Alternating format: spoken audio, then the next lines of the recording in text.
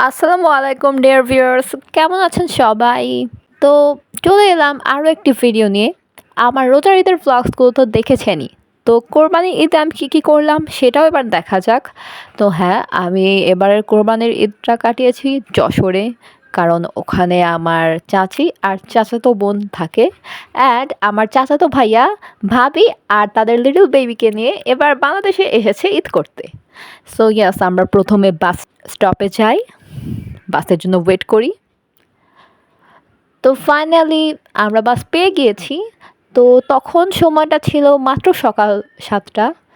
চোখে ভালো রকমের ঘুমই ছিল, বাট স্টিল আমি ঘুমোইনি, কারণ জার্নি টাইমে আমি ঘুমাই না।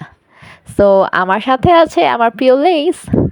তো যেটা বলছিলাম, জার্নি পথে ঘুমোলে না জার্নিটা ওভাবে এনজয় করাই যায় না। তো যেতে যেতে আমরা পদ্মা সেতুর ওখানেই চলে এসেছি।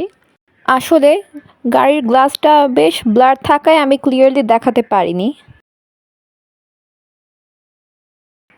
তো এক পর্যায়ে আমাদের জার্নিতে একটা ব্রেক দেয়। তো সেই ব্রেকের ফাঁকে আমরা একটা রেস্টুরেন্টে যেয়ে একটু কফি খেয়ে নেই, সেই সাথে বাইরের ভিউটাও আপনাদের একটু দেখিয়ে দিচ্ছি। ওই যে আমার বাবা মাকেও দেখা যায়, তারাও একটু কফি খেয়ে নেয়, বিস্কিট খেয়ে নেয়। তো হ্যাঁ, সেই ব্রেকটার পর আমরা ডিরেক্টলি যশোরেই নেমে যাই। দেখুন বাইরের ভিউটা কত সুন্দর, নো জ্যাম। তো এই যে আমরা বাসায় পৌঁছে গিয়েছি, এই যে যাদেরকে দেখছেন তারা আমার ভাবি অ্যান্ড আমাদের সেই লিটল বেবি, আমাদের এই ঈদের সব থেকে স্পেশাল। ওর নাম হচ্ছে আফশিন।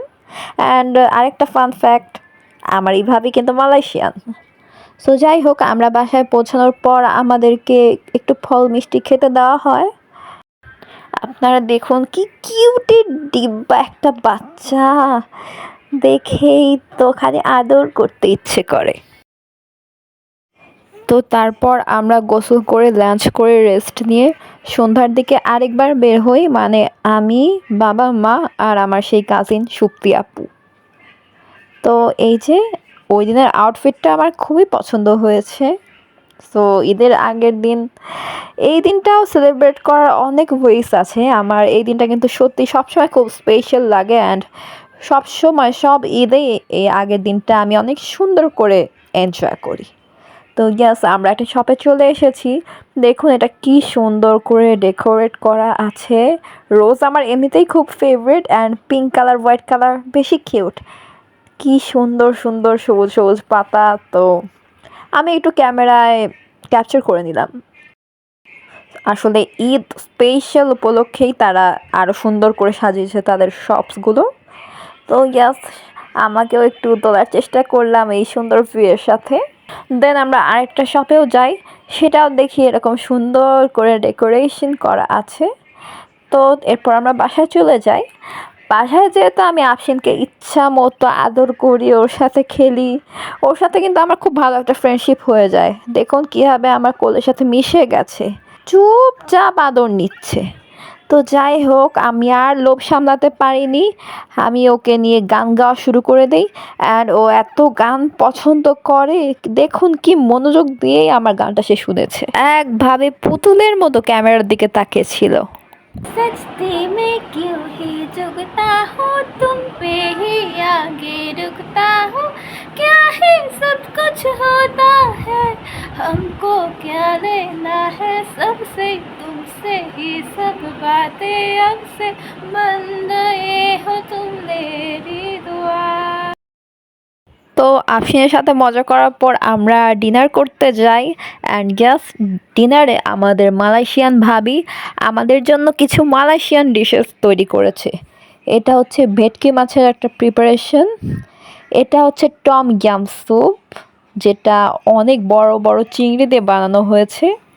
এটা ছিল গরুর লেজের স্যুপ, অ্যান্ড এটা ছিল রূপচাঁদা মাছ ভাজা। তো আমি সবকটা খাবারই ট্রাই করেছিলাম, বাট এগুলোর মধ্যে টম ইয়াম স্যুপটা আমার বেস্ট লেগেছে, বিকজ আমি একজন প্রন লাভার, তার মধ্যে স্পাইসি লাভার, অ্যান্ড এই টম ইয়াম স্যুপটা কিন্তু এক্সট্রিম লেভেলের স্পাইসি ছিল।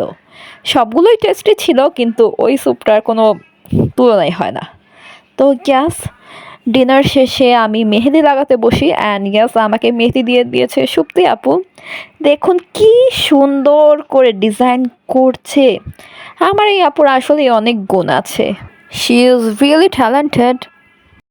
তো প্রত্যেকটা ঈদে মেহেদি না লাগালে পুরো ঈদটাই আমার কাছে ইনকমপ্লিট হয়ে যায়। তো গ্যাস মেহেদি লাগানোর ডান। দেখুন কি সুন্দর একটা রেড কালার হয়েছে, ভেরি নাইস হ্যান্ড প্রিন্ট। তো কেমন লাগলো আমার ভিডিওটা? ভালো লেগে থাকলে please give a Thums up and share your opinions. Next ভিডিওটা পেতে আমার চ্যানেলটা সাবস্ক্রাইব করে দেন। আপনারা সবাই ভালো থাকেন, সুস্থ থাকেন। আল্লাহ হাফেজ।